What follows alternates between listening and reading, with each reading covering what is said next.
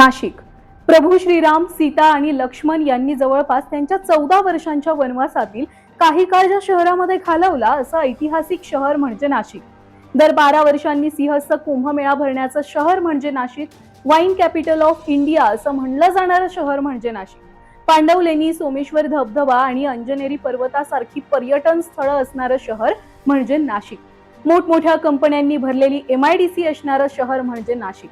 खरं तर आजवर नाशिक शहराची ओळख ही सकारात्मकतेसाठी, पवित्रतेसाठी आणि पारंपरिकतेसाठी होती. मात्र आता याच नाशिक शहराची ओळख महिला अत्याचार, लैंगिक शोषण, भोंदूगिरी आणि अश्लील व्हिडिओंचा बाजार अशी जणू झाली आहे. म्हणजे बघा, मार्च महिन्यामध्ये नाशिक मधून भोंदू अशोक खरातचं प्रकरण समोर आलं आणि आता अशोक खरात पाठोपाठ पत्रकार एरांडेचे काळे कारनामे सुद्धा समोर आले.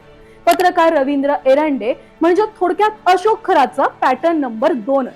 फक्त खरातनं भोंदूगिरी करून महिलांवर अत्याचार केले आणि या रवींद्र एरंडेनं नोकऱ्यांचं आमिष दाखवून महिलांचं शोषण केलं. नेमका हा पत्रकार रवींद्र एरंडे कोण आहे, त्याचं प्रकरण नेमकं काय आहे, हेच आजच्या या व्हिडिओमधून सविस्तर पाहायचंय. नमस्कार. पत्रकार रवींद्र एरंडे याची नाशिकमध्ये एक उत्तम आणि जबाबदार पत्रकार अशी ओळख आहे. तर पत्रकारितेसोबतच मी एक हस्तरेषा तज्ज्ञ आहे असं सुद्धा तो लोकांना सांगायचा. नाशिकच्या सातपूरमध्ये या एरांडेची जवळपास महिला सबलीकरणासाठीची एक संस्था होती. याच संस्थेमध्ये तो महिलांचं सबलीकरण करण्याच्या नावाखाली महिलांना कोणत्या ना कोणत्या कारणावरून ब्लॅकमेल करून त्यांचं लैंगिक शोषण करायचा. पण एरांडेचा हा सगळा काळा कारनामा नेमका समोर कधी आला आणि कसा आला? तर झालं असं होतं की या रवींद्र एरांडेच्या कार्यालयामधील त्याच्या लॅपटॉप मधील हार्ड डिस्क चोरीला गेलेली होती आणि या चोरीला गेलेल्या हार्ड डिस्कची तक्रार या रवींद्र एरंडेनं पोलिसांमध्ये केली, सातपूर पोलिसांमध्ये केली. आता आपल्यासारख्या सर्वसामान्यांना हा प्रश्न पडणारच की एका हार्ड डिस्क साठी तक्रार कोण करतं? पण मंडळी, या एरंडेची हार्ड डिस्क ही आपल्यासारखी ऑफिसच्या डाट्याने भरलेली नव्हती, तर त्या हार्ड डिस्क मध्ये त्याच्या काळ्या कारनाम्यांचे व्हिडिओ होते आणि त्यामुळेच एरंडेचा जीव हा पार खालीवर होत होता. बरं, त्याची हार्ड डिस्क चोरीला गेल्यानंतर एरांडेला 12 लाखांची पैशांची मागणी करणारा फोन सुद्धा आलेला होता. याची सुद्धा तक्रार या एरांडेनं पोलिसांमध्ये केली. याच तक्रारीनंतर पोलीस प्रशासनानं तपास सुरू केला. फोन कॉलचं लोकेशन ट्रेस करून पोलिसांना हार्ड डिस्क चोरणारा आणि एरंडेला पैसे मागणारा चोर अखेर मिळाला. आडगाव जवळील 10वा मैल परिसरामध्ये आकाश बकरे, प्रकाश पानपाटील, सूरज गवई आणि सोबतच श्रीपद शिंदे या 4ही संशयित गुन्हेगारांना पोलिसांनी ताब्यात घेतलं. पण खरं तर इथून पुढे खरा खेळ सुरू झाला. म्हणजे इथून पुढचा खेळ हा एरंडेला पकडण्यासाठीचा होता. बघा, ज्या 4 संशयितांना पोलिसांनी ताब्यात घेतलं होतं त्यातला एक संशयित हा त्या रवींद्र एरंडेच्या कार्यालयामध्ये काम करत होता आणि त्यानंच ती हार्ड डिस्क चोरलेली होती. अशोक खरात प्रकरणात सुद्धा खरातच्या ऑफिस मधल्या कामवाल्या माणसामुळेच खरात अडकला होता आणि आता सुद्धा सेम तेच झालंय. बरं, चोर सापडल्यावर हे प्रकरण संपेल असं वाटलं होतं, पण चोर सापडल्यानंतर या एरंडेचे काळे धंदे हे आणखी समोर आले. हार्ड डिस्क मिळाल्यानंतर पोलिसांनी फक्त एका बाजूने तपास न करता दोन्ही बाजूंनी तपास करायचं ठरवलं. बघा, याच तपासादरम्यान एरंडे विरोधात एका महिलेनं पोलिसांमध्ये तक्रार दाखल केली. महिलेच्या तक्रारीमुळे पोलिसांना या एरंडेचं सत्य समोर आणणं आणखी सोयीस्कर झालं.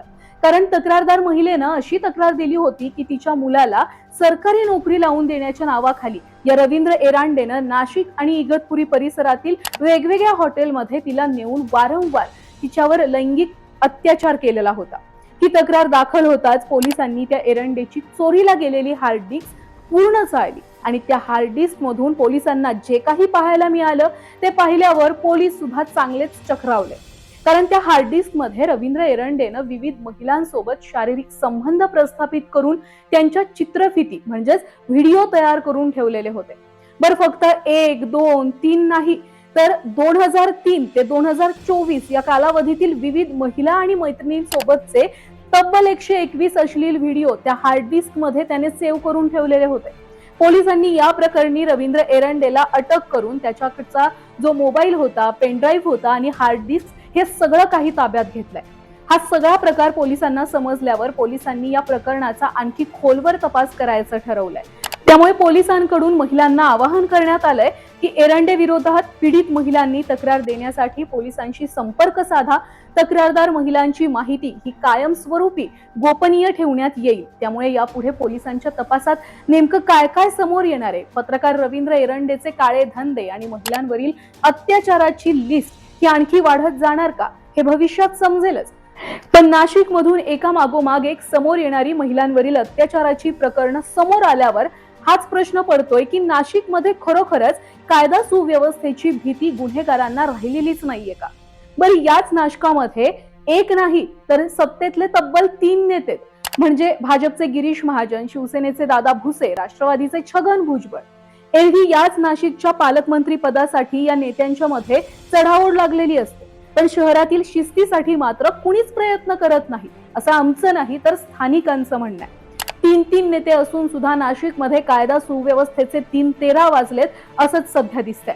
आधी अशोक खरातचं प्रकरण आणि आता पत्रकार रवींद्र एरांडेच्या या प्रकरणामुळे नाशिक शहरावर बेशिस्त प्रशासनाचा काळा डाग लागलाय, एवढं मात्र नक्की. बाकी तुम्हाला नाशिक मधील या खरात आणि रवींद्र एरांडे या दोन्ही प्रकरणांबद्दल काय वाटतं, तुमचं म्हणणं आम्हाला कमेंटमध्ये नक्की कळवा.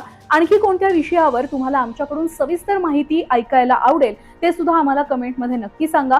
व्हिडिओ आवडला असेल तर जास्तीत जास्त लोकांपर्यंत तो शेअर करा, लाईक करा आणि चॅनलला सबस्क्राईब करायला विसरू नका.